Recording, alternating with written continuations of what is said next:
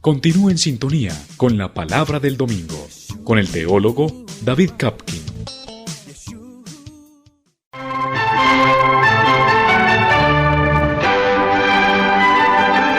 La Palabra del Domingo.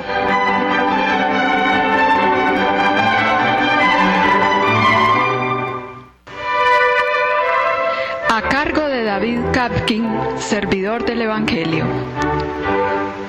Una lectura y explicación de los textos bíblicos de la liturgia católica dominical. Análisis literario y crítico al servicio de la comprensión de la palabra, de la interiorización existencial y de la actualización del mensaje para la hora presente.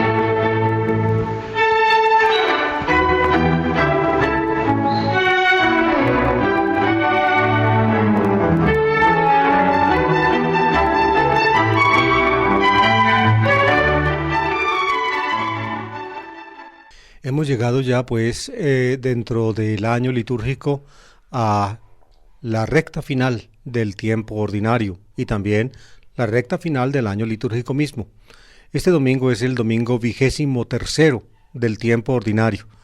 Eso significa que nos quedan faltando unas 12, 13 semanas para terminar el año litúrgico, que como les he dicho varias veces, tiene en el tiempo ordinario 34 semanas, ya estamos en la 22, entonces nos quedan faltando 12 o 13, contando la de hoy.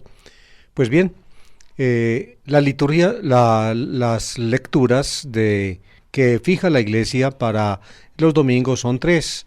Estamos en el ciclo C de los domingos. Hay 3 ciclos dominicales, A, B y C.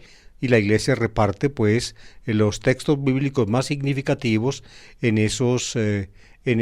los domingos de cada una de las secciones del año litúrgico. En el tiempo ordinario, la primera lectura está tomada generalmente del Antiguo Testamento, la segunda lectura está tomada de una de las cartas apostólicas y la tercera de uno de los evangelios. Como estamos en el ciclo C, el evangelio preferido es el de Lucas. Este domingo pues nos queda la primera lectura, el libro de la sabiduría en el capítulo 9, la segunda lectura de la carta del apóstol San Pablo a Filemón y el evangelio del capítulo 14 de la obra de San Lucas.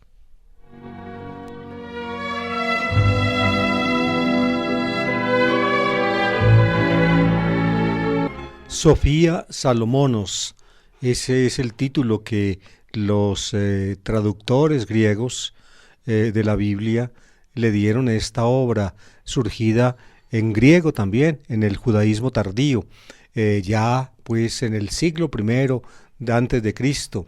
Sofía Salomonos, sabiduría de Salomón, es una obra que pertenece al género de la llamada sabiduría, Jokmah se dice en hebreo, y comprende la literatura sapiencial, se puede llamar también, y comprende una porción, digamos, importante de la Biblia.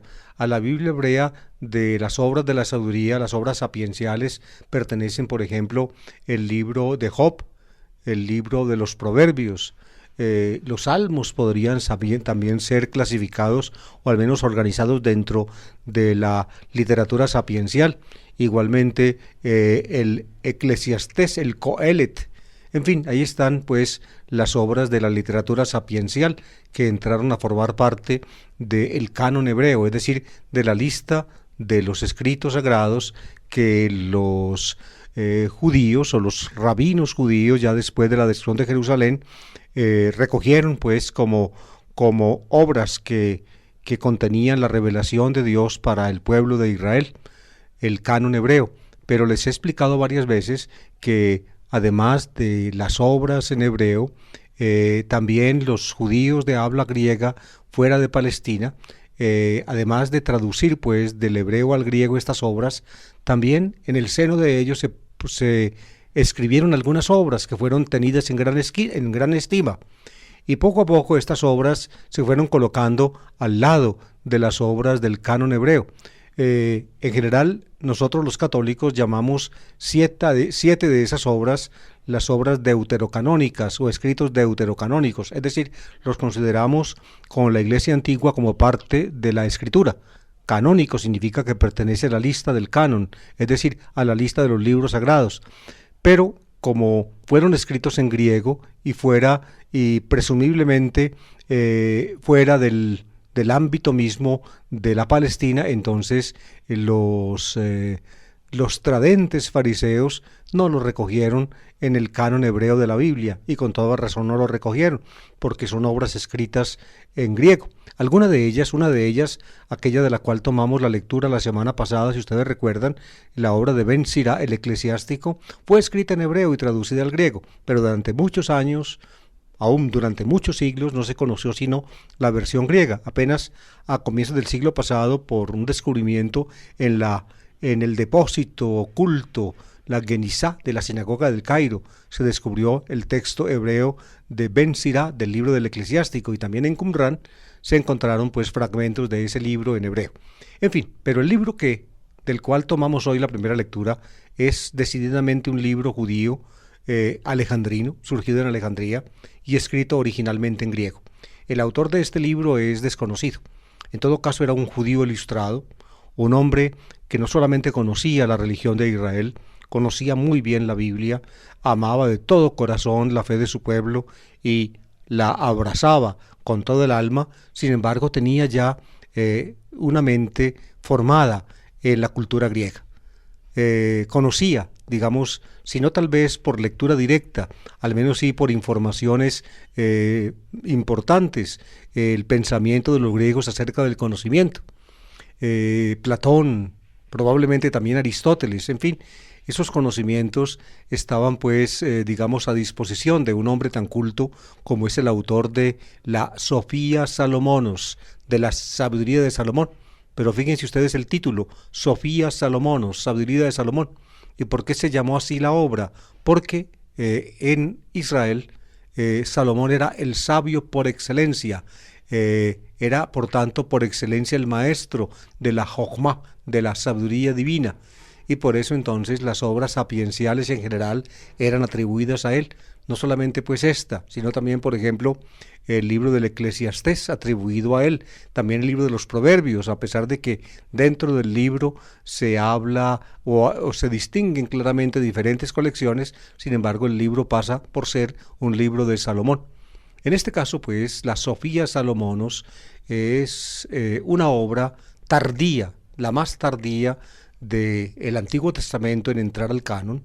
Es una obra del siglo I, escrita por un judío alejandrino muy piadoso, pero también muy culto en los asuntos del pensamiento griego.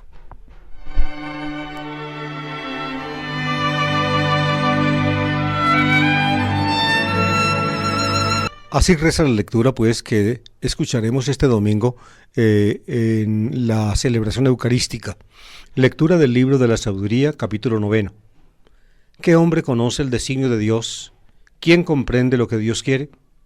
Los pensamientos de los mortales son mezquinos, y nuestros razonamientos son falibles, porque el cuerpo mortal es lastre del alma, y la tienda terrestre abruma la mente que medita. Apenas conocemos las cosas terrenas, y con trabajo encontramos lo que está a mano. Pues ¿quién rastreará las cosas del cielo? ¿Quién conocerá tu designio, si tú no le das sabiduría, enviando tu Santo Espíritu desde el cielo? Solo así serán rectos los caminos de los terrestres. Los hombres aprenderán lo que te agrada, y se salvarán con la sabiduría los que te agradan, Señor, desde el principio.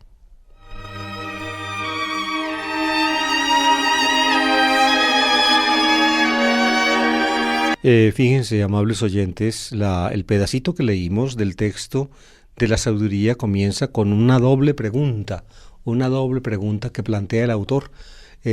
La doble pregunta prácticamente repite la misma idea.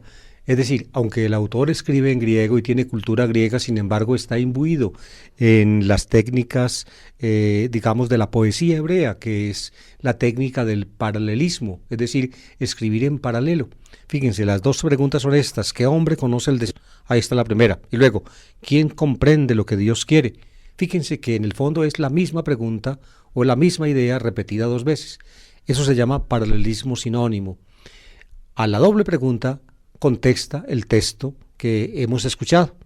¿Quién lo conoce? Pues lo conoce y comprende el que tiene el espíritu que Dios le da. Cuando Dios da su espíritu, entonces uno tiene sabiduría de parte de Dios y puede conocer el designio de Dios, que es lo que Dios quiere. Eso es lo que dice el texto. Solamente, por tanto, los que son iluminados por Dios con su espíritu conocen, pues, las cosas de Dios. Esta idea del libro de la sabiduría, pues, era muy cara también al apóstol Pablo, precisamente en la primera carta a los Corintios. A partir del capítulo 2, Pablo habla de la sabiduría divina que el Espíritu infunde en los creyentes para que conozcan aquellas cosas que han recibido gratuitamente de parte de Dios.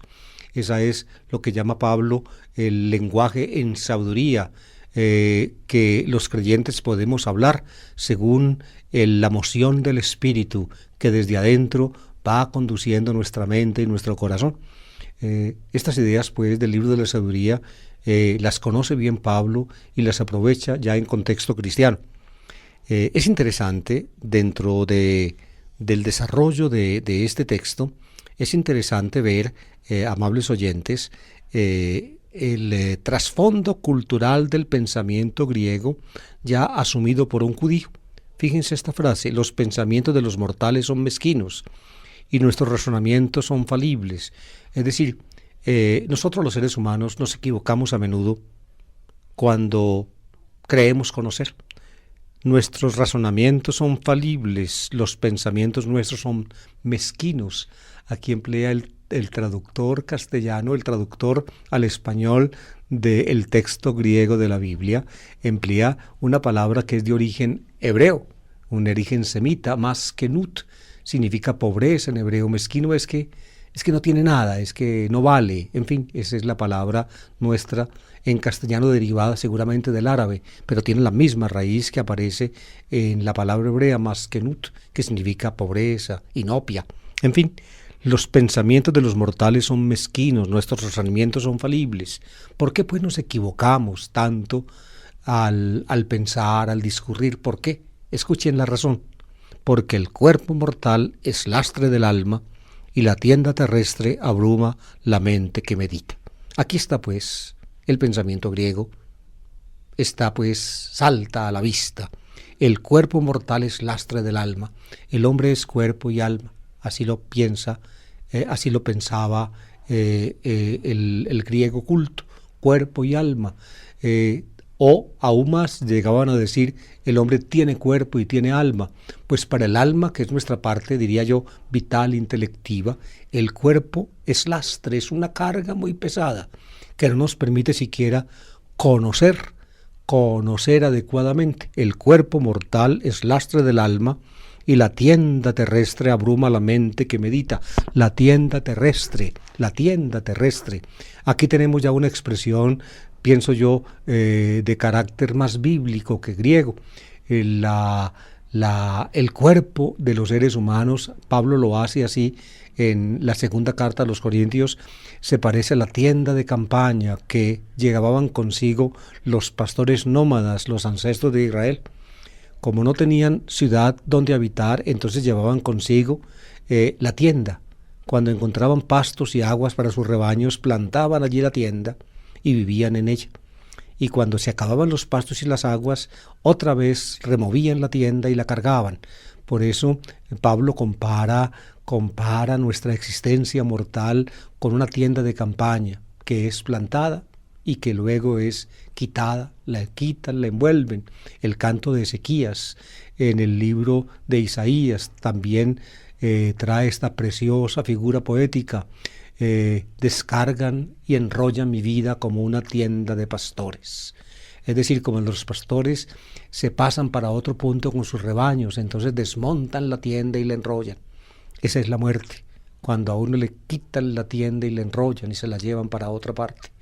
Pablo entonces distingue lo que en este texto se supone, que en la muerte nosotros dejamos esta tienda corporal nuestra, esta tienda de campaña, y somos trasladados a una mansión eterna, a una casa preparada en el cielo, no por manos de hombres, sino por manos de Dios.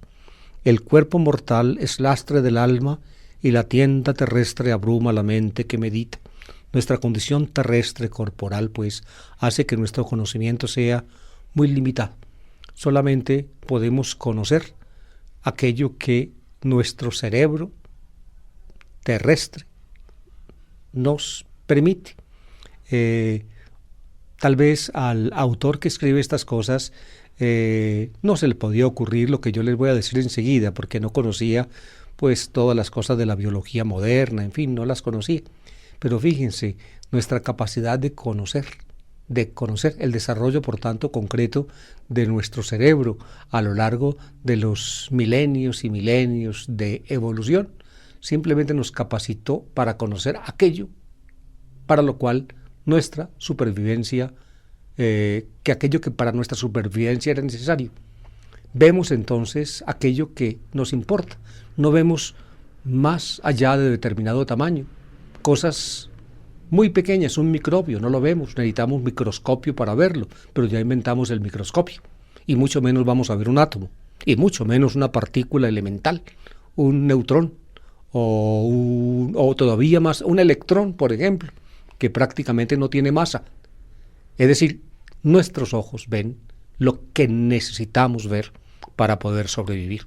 Aún cosas grandes no abarcamos. El universo, por ejemplo, no lo vemos. No alcanza nuestra vista hasta allá. Tenemos que construir telescopios para poder ver ciertas cosas. Fíjense pues bien lo que entrañaría dentro de una visión moderna del mundo lo que dice acá. El cuerpo mortal es lastre del alma y la tienda terrestre abruma la mente que medita. No alcanzan nuestras capacidades para conocer lo material más allá de cierto punto, más allá de cierta medida. Lo que conocemos o lo que podemos conocer se mide por lo que necesitamos para sobrevivir.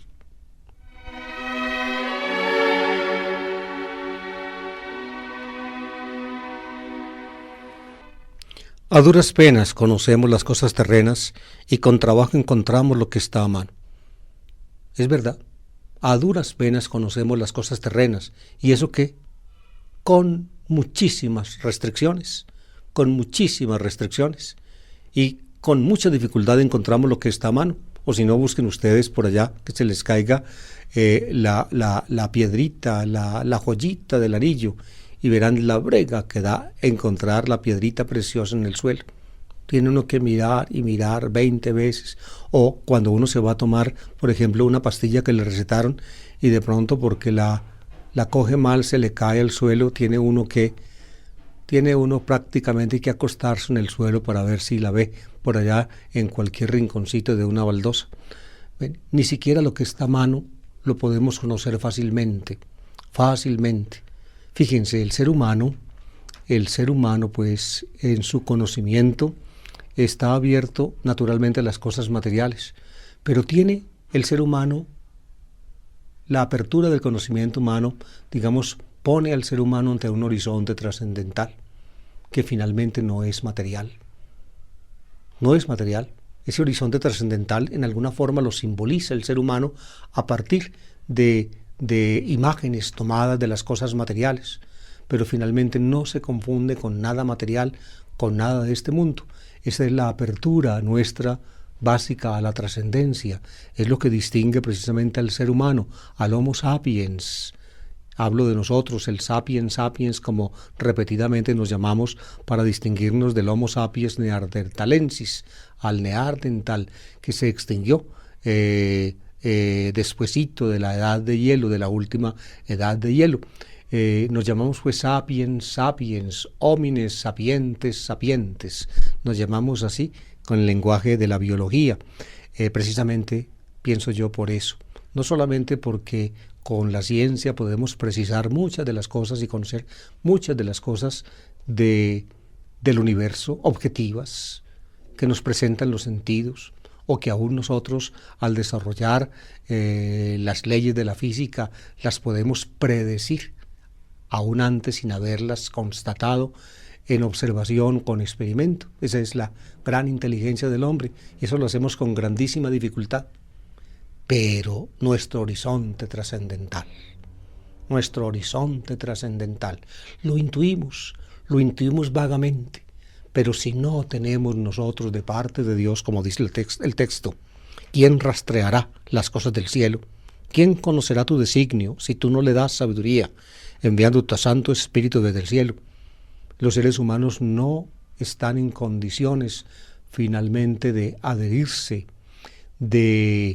diría yo, de entregar su propio corazón, su propia vida ante esta intuición que bulle por allá, por dentro, en el fondo de nuestra conciencia, cuando queremos con toda razón saber el porqué de la realidad, el para qué de las cosas y de nosotros mismos.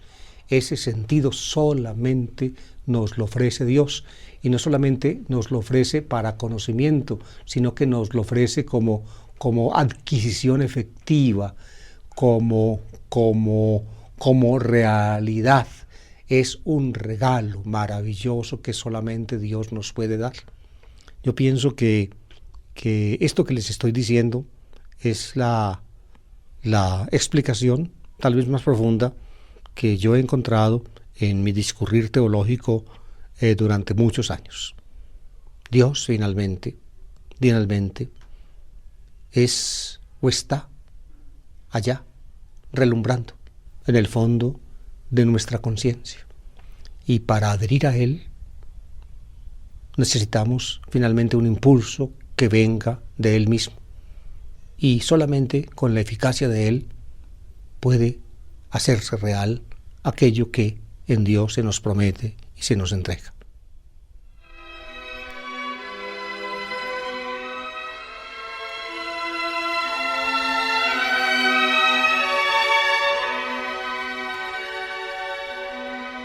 La segunda lectura está tomada de la carta del apóstol San Pablo a Filemón.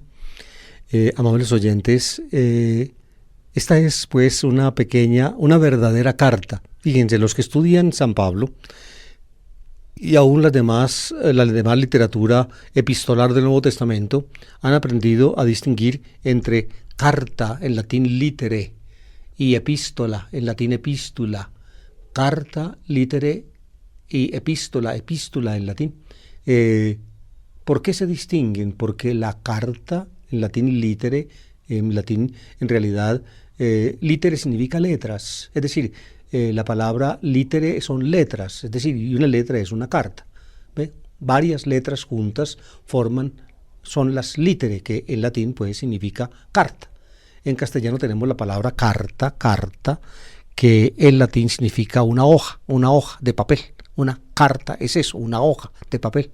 Pero la palabra propia para decir en latín carta es litere.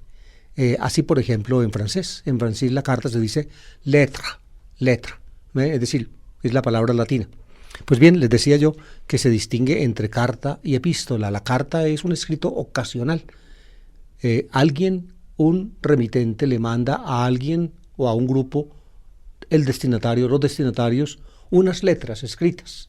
Se las manda con un motivo especial, sea para los saludos, en fin, lo que sea, para pedirles un favor, para ofrecerles algo, para saludarlos, para saber de ellos, para hacerles a ellos saber de él, en fin, para lo que sea. Es un escrito ocasional la carta. En cambio, la epístola es más bien como un tratado, es como una enseñanza. ¿Ven? Por eso, este escrito paulino, la carta a Filemón, es una verdadera carta, porque la escribe Pablo, y vamos a ver ahora desde dónde la escribe y con qué motivo. La escribe Pablo por un motivo especial. Por tanto, es una verdadera carta. En cambio, la carta a los romanos, por ejemplo, de San Pablo, es una epístola. A toda luz es una epístola, porque allí, digamos, las notas personales son escasísimas, ¿sí? Solamente al final hay un capítulo, el 16 de la carta a los romanos, pero parece que ese capítulo 16 no iba en la carta, en la copia de la carta enviada a Roma, sino que iba en una copia de la carta enviada a Éfeso, porque la gente mencionada en el capítulo 16 de la carta a los romanos son gente no de Roma, sino de Éfeso. Es decir, Pablo escribió una epístola, un verdadero compendio de su pensamiento, y mandó la copia principal o la carta a Roma, y luego mandó una copia de esa carta a Éfeso y le añadió un capítulo saludando a la gente de Éfeso. Ese puede ser lo de la carta a los romanos. En cambio, esta es una verdadera carta. ¿Dónde está Pablo? Está en Éfeso. ¿En qué época está? Está en el año, probablemente el año 55, es decir, 25 años después de la muerte de Jesús. Está preso en Éfeso.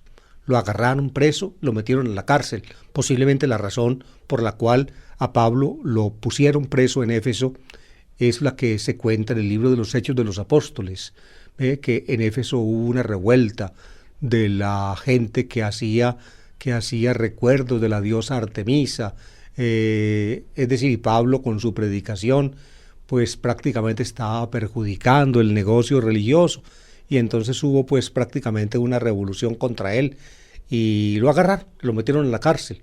En la carta segunda a los Corintios, escrita poco después de que Pablo salió de la prisión en Éfeso, Pablo pues cuenta el gran temor, es decir, como que tuvo en la cárcel. Él le pareció que le había llegado ya la última hora, que de esa no escaparía, pero finalmente salió. Al comienzo de la segunda carta a los Corintios, Pablo pues recuerda algunos de los puntos de su prisión en Éfeso y de la angustia que allí lo agarró, precisamente por pensar que ya se había llegado su hora. En todo caso, salió de la prisión. Cuando escribe la carta a Filemón, todavía está en prisión. La escribe, digamos, al mismo tiempo o con una separación de poco tiempo con la carta llamada a los Filipenses. La carta a los Filipenses también procede de Éfeso, del tiempo en que Pablo está en prisión. Pablo mismo lo dice en esa carta. De modo que Filipenses y Filemón son dos cartas aproximadamente contemporáneas. Es muy difícil decir cuál fue primero y cuál fue después. Mientras que la carta a los Filipenses va para una comunidad, contiene muchas enseñanzas, contiene, digamos, apuntes del pensamiento de San Pablo, contiene, pues, digamos, textos teológicamente muy válidos y, digamos, de importancia imperecedera para el cristianismo. En cambio, esta es una verdadera notica, una notica personal que San Pablo le escribe a un hombre cristiano llamado Filemón, que vivía en Colosas, una ciudad del Asia Menor, la provincia romana de Asia, cuya capital era Éfeso. Pablo estaba en Éfeso, en la cárcel. Colosas quedaba a unos kilómetros distante de Éfeso. Allí ya había comunidad cristiana. La había fundado un compañero de Pablo en Éfeso llamado Epafrodito. En diminutivo, Pablo lo llama Epafrás, y es mencionado precisamente en esta carta. Epafrodito había fundado la comunidad cristiana de Colosas, y uno de los cristianos de Colosas era un tal Filemón, un hombre de plata, un hombre rico. Tan rico era que tenía pues no solamente hacienda, sino esclavos. Y uno de los esclavos de Filemón, un cristiano, Pablo no lo conocía, porque nunca se dice que Pablo haya estado en Colosas. Colosas fue fundada, la comunidad, por un compañero de Pablo, como les decía ahora, Epafrodito. Pues bien, cuando meten a Pablo en la cárcel, se encuentra allí con Onésimo, un hombre de Colosas, que había sido esclavo de Filemón, un cristiano, y se le había volado. Se ve pues que Filemón era un hombre bastante rico. Uno de sus esclavos, al menos, Filemón, se voló y llegó, lo cogieron en Éfeso y lo metieron a la cárcel. Y en la cárcel dio pues con San Pablo. Oigan pues, el encuentro de un esclavo fugitivo con el apóstol cristiano Pablo.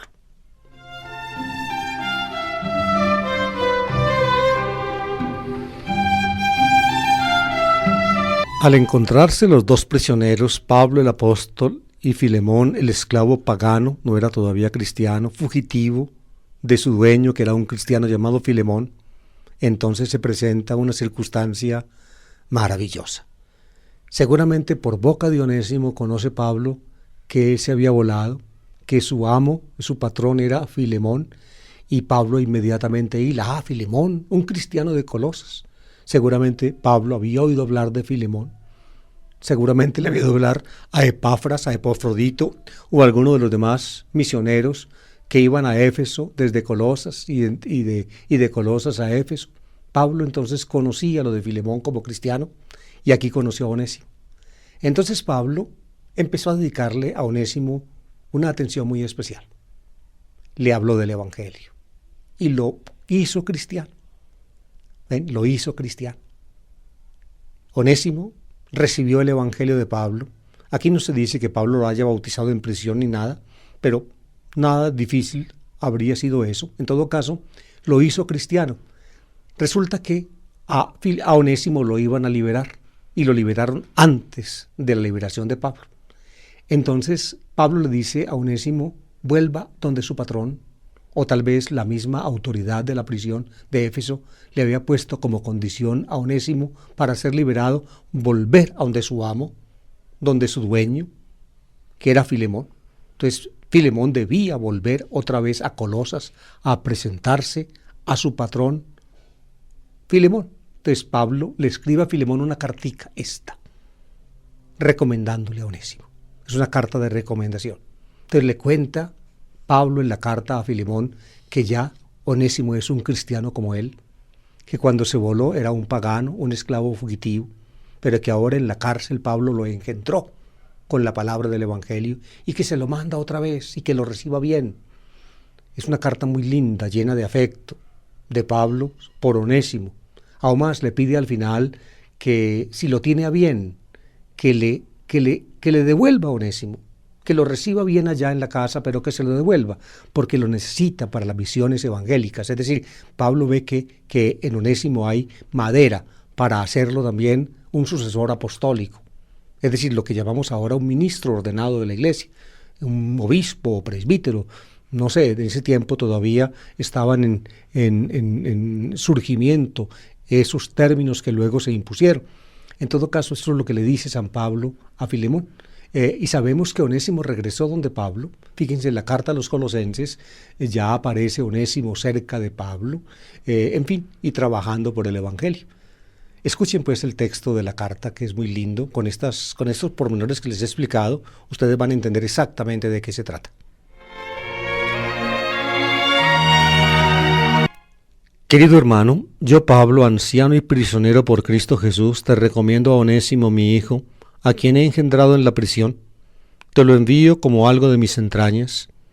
Me hubiera gustado retenerlo junto a mí, para que me sirviera en tu lugar en esta prisión que sufro por el Evangelio, pero no he querido retenerlo sin contar contigo. Así me harás este favor, no a la fuerza, sino con toda libertad. Quizá se apartó de ti, para que le recobres ahora, para siempre, y no como esclavo, sino mucho mejor, como hermano querido. Si yo lo quiero tanto, ¿cuánto más lo has de querer tú, como hombre y como cristiano? Si me consideras compañero tuyo, recíbelo a él como a mí mismo.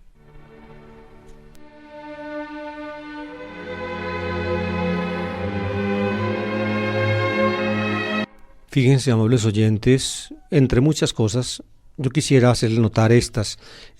Pablo relativiza por completo, por el paso de alguien a la fe, por la entrada en el mundo de la fe, en el campo de la fe, relativiza la condición social. Por eso puede decir en otros puntos de sus cartas que cuando uno está en Cristo Jesús, es decir, cuando uno ha sido bautizado y cree en Cristo Jesús, entonces ya no hay judío ni griego.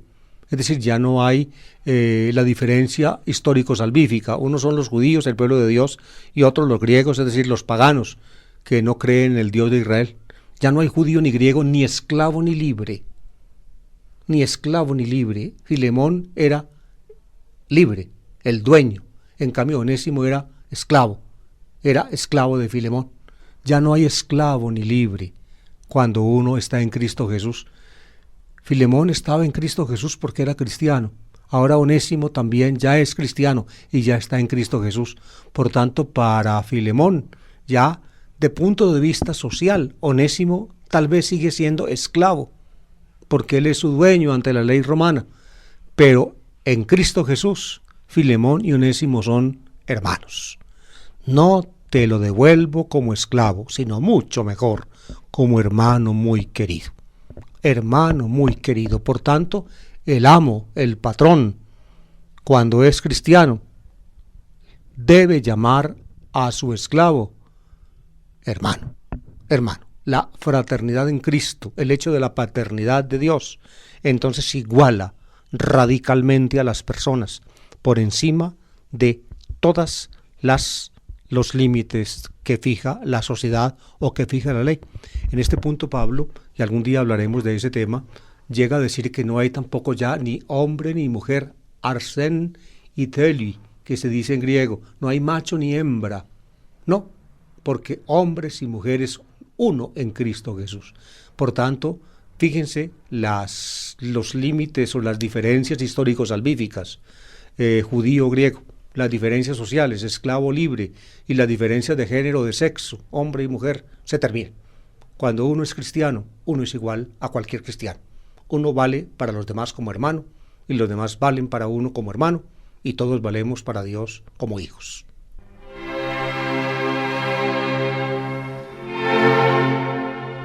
La lectura evangélica, amables oyentes, está tomada, pues, como les dije al comienzo, del Evangelio de San Lucas, el capítulo 14. Pertenece a esa sección amplia del Evangelio de San Lucas que se suele llamar la Gran Marcha a Jerusalén, que empieza en 9:51 y termina en 19:27. Toda la primera parte, hasta 18:14, de esa sección de la Gran Marcha, la toma Lucas la forma Lucas con elementos que no están en Marcos. Todo ese pedazo, 9:51 a 18:14, lo llaman los exégetas, los que estudian a Lucas, lo llaman la inserción mayor. Es decir, Lucas inserta materiales que no provienen de Marcos en conjunto, en bloque, los inserta y va construyendo con esos materiales, diría yo, un hilo narrativo, teológico muy interesante. No es un hilo histórico, cuando uno lo estudia, digámoslo así, cuando uno lo va viendo, digamos en detalle, uno se da cuenta de que Lucas no está contando una historia detallada, sino que simplemente está como formando un mosaico significativo a partir de elementos dispares que él encuentra en su tradición, pero son elementos que no están en Marcos, entonces los acumula todos en este punto para formar la llamada inserción mayor. La llaman mayor porque hay otra, más chiquita, que la llaman inserción menor en el capítulo 6, del 6:20 a 8:3. En fin, esto pues, este pedazo, pertenece a esa sección que se llama la Gran Marcha a Jerusalén. El texto dice así: en aquel tiempo mucha gente acompañaba a Jesús.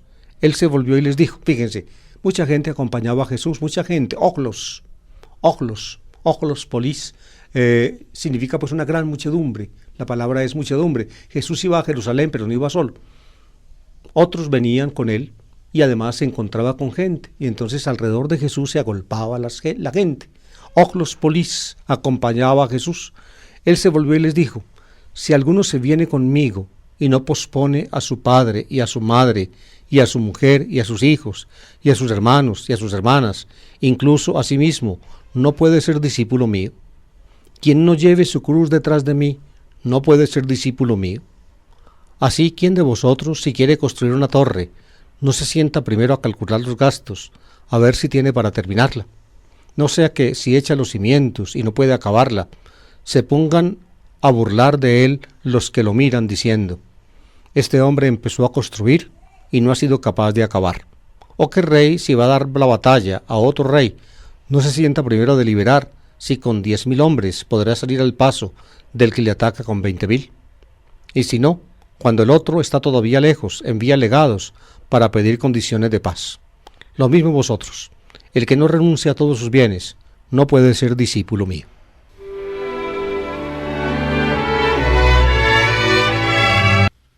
Ustedes han notado, pues, amables oyentes, de que aquí el tema es el discipulado, ser discípulo de él, ser seguidor de él.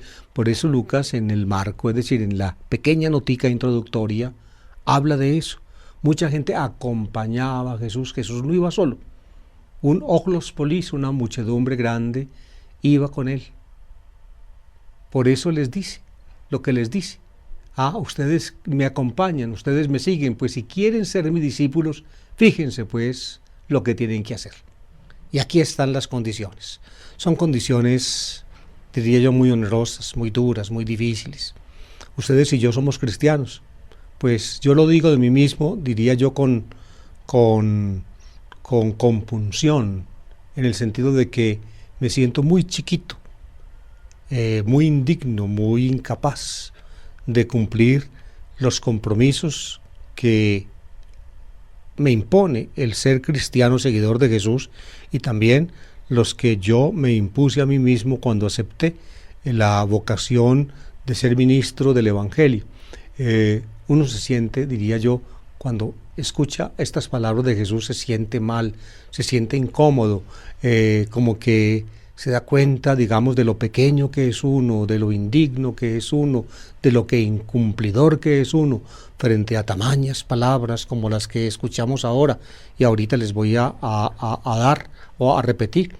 Fíjense, las primeras palabras que escuchamos pertenecen a la fuente común de Mateo y Lucas. Se llama Q, ya les he mencionado mucho eso.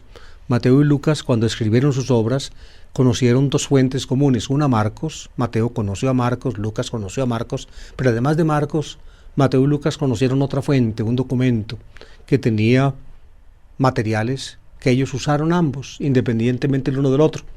Y esa fuente la llamaron los autores alemanes en el siglo XIX, la llamaron Quelle. Quelle, la primera letra es Q, por eso se usa esa letra como distintivo de la fuente Q. Pues bien, a la fuente Q pertenece esta palabra, esta es la versión lucana: si alguno se viene conmigo y no pospone a su padre y a su madre y a su mujer y a sus hijos y a sus hermanos y a sus hermanas e incluso a sí mismo, no puede ser discípulo mío.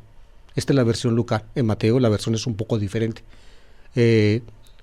Y ustedes busquen en su Biblia y verán que donde encuentran este texto, allí en la margen o arriba, en la introducción, aparece el texto de Mateo, el texto paralelo de Mateo, que también proviene de Q.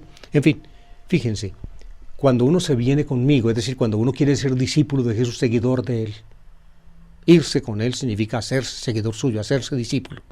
Eso lo aclara Lucas al final. No puede ser discípulo mío.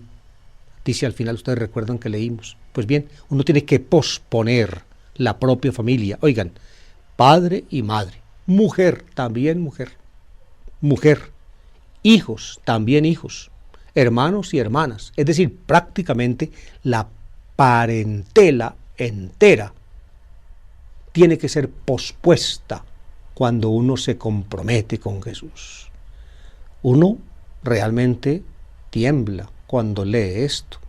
Hoy en día, fíjense, es pienso yo, y con muy buenas razones y muy buenos argumentos, un valor básico de la vida es la familia. Oímos decir eso, la familia, uno por la familia debe hacer cualquier cosa, pues según Jesús, Él es más importante para un seguidor que su propia familia, más que padre y madre, más que mujer e hijos, más que hermanos o hermanas. Yo pienso que no se trata simplemente de cuestión de afecto, sino más bien de decisión en la vida. Es decir, cuando uno hace su opción cristiana, uno debe saber que su opción cristiana, su opción por Jesús, evidentemente no debe dejarse, diría yo, acorralar o interrogar por ningún valor de este mundo, por apreciable que sea. Yo les cuento esto, a veces le dicen a uno, como hoy estamos en un ambiente donde el cristianismo tiene que, como se suele decir, aculturarse, inculturarse, tiene que acomodarse a la realidad, en fin, le dicen a uno, padre, vea, necesitamos un articulito suyo sobre la familia en el Evangelio. La familia en el Evangelio. Y uno que conoce un poco los Evangelios y que ha leído estos textos dice, pero ¿qué digo yo de la familia en el Evangelio? Viendo que tal vez el menos devoto a la propia familia era Jesús. Al comienzo él salió de Nazaret y se fue a Cafarnaúm, y los de Nazaret quisieron ir a Cafarnaúm a apartarlo de ese camino porque sabían que se le iba a venir el mundo encima, y tenían toda la razón, y Jesús entonces los desechó. ¿Quiénes son mi madre y mis hermanos?, pregunta él. ¿Ven? y se refiere a madre, a hermanos y hermanas suyas, precisamente a los que como él hacen una opción irrevocable por Dios y por su reino. Ustedes ven el etos familiar, pues para Jesús estaba al margen. Yo pienso que es algo significativo. ¿En qué sentido significativo? En el sentido de que la opción de uno por Dios es tal y tiene un valor tan grande, tanto, que finalmente corresponde a aquella formulación con que nos enseñaron el primer mandamiento: amar a Dios sobre todas las cosas. Amar a Dios sobre todas las cosas. No es que la familia sean cosas, son personas. Amar a Dios sobre todas las cosas significa que la gran opción de un ser humano creyente en Dios se hace precisamente frente a Dios y frente a su reino. Hacerse frente a Dios y frente a su reino significa hacerse frente a Jesús. Y entonces, si cualquier punto del etos familiar, es decir, de los valores familiares, a uno le impide su propia fe, a uno lo aparta de la propia fe, en fin, ya uno sabe con dolor en el alma qué es lo que tiene que hacer. Yo recuerdo un caso, yo creo que aquí cae bien este recuerdo, un compañero costeño en el seminario de Medellín, cuando yo ingresé en el año 1958, encontré allá a un muchacho, se llamaba Enrique Roncayo, venía de la costa, era costeño, y para entrarse al seminario y ser sacerdote, Roncayo, pues prácticamente tuvo que partir cobijas con su familia, sobre todo con su papá, que nunca pues hubiera permitido que el hijo se hiciera sacerdote. Entonces Roncayo prácticamente vino a Medellín y se quedó solo, se quedó sin familia.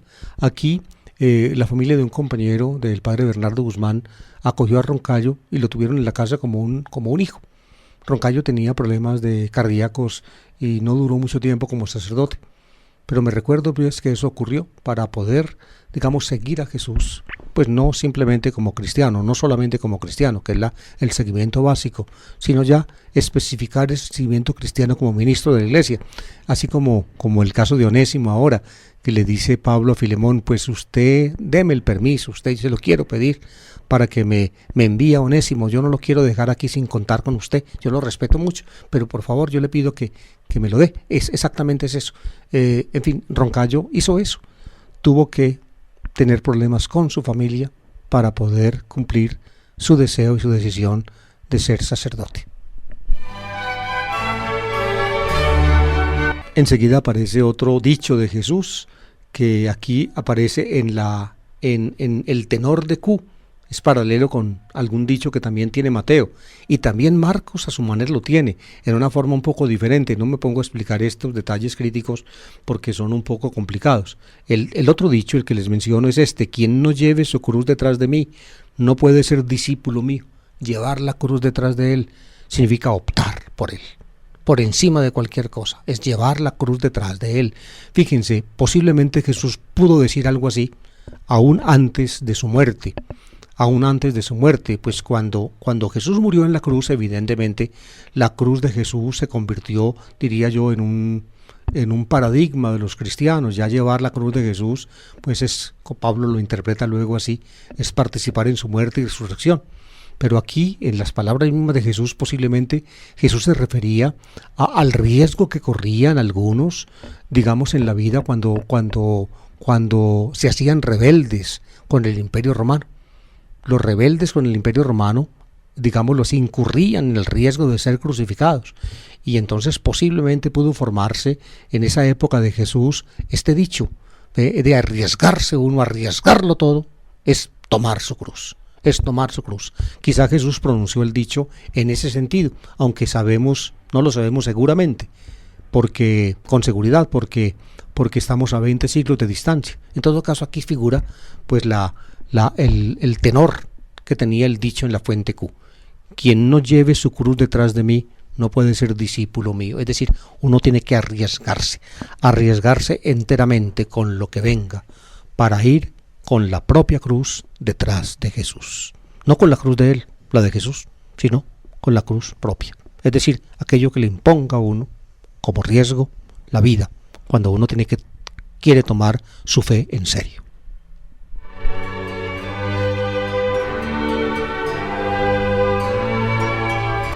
Y luego, amables oyentes, termina el texto con 2 ejemplos que añade Lucas. Lucas los añade de su fuente propia. Solamente están en Lucas. Algunos dicen que quizás estaban también en Q y que Mateo los suprimió. Esa puede ser una opinión.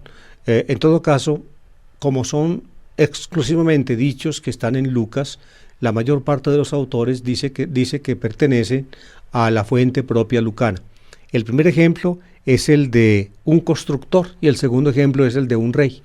Cuando alguien quiere construir una torre, primero se pone a pensar si con la plata que tiene puede terminar la torre que va a comenzar. Porque si empieza a construirla, pone los cimientos, pero no es capaz de sacar la obra adelante, se hace hazmerreír de la gente. Vea, empezó a construir y no ha sido capaz de terminar. Y el otro ejemplo es el de un rey. Si un rey es atacado por otro, entonces el rey tiene que pensar si con 10.000 soldados puede hacerle frente al otro que viene a atacarlo con 20.000. Y si ve que con 10.000 no alcanza a defenderse, entonces lo mejor es que antes de que el otro se aproxime, mande emisarios, mande una embajada para pedir condiciones de paz. En ese caso es mejor arreglar por las buenas que enfrentar el problema directamente cuando uno ve que no tiene medios para hacerlo.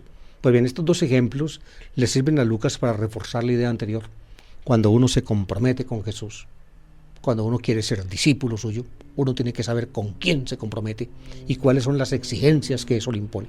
Es decir, si uno quiere ser cristiano, uno tiene que saber qué implica el ser cristiano. El ser cristiano significa o implica que la opción por Jesús es la opción que finalmente regula la vida entera, que lo marca uno de principio a fin, que está presente no solamente en la opción misma o en momentos privilegiados de la vida, sino en todos y cada uno de los momentos de la propia existencia. Si uno ve que no es capaz, lo mejor entonces es no comprometerse. O como dicen los ejemplos, no comenzar a construir la torre, no salir con 10.000 al encuentro del otro que lo ataca a uno con 20.000.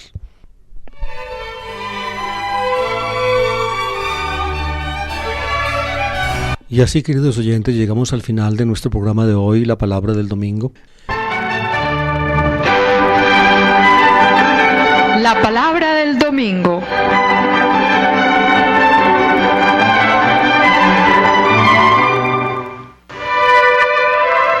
A cargo de David Kapkin, servidor del Evangelio.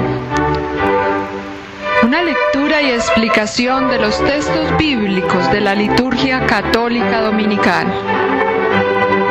Análisis literario y crítico al servicio de la comprensión de la palabra, de la interiorización existencial y de la actualización del mensaje para la hora presente.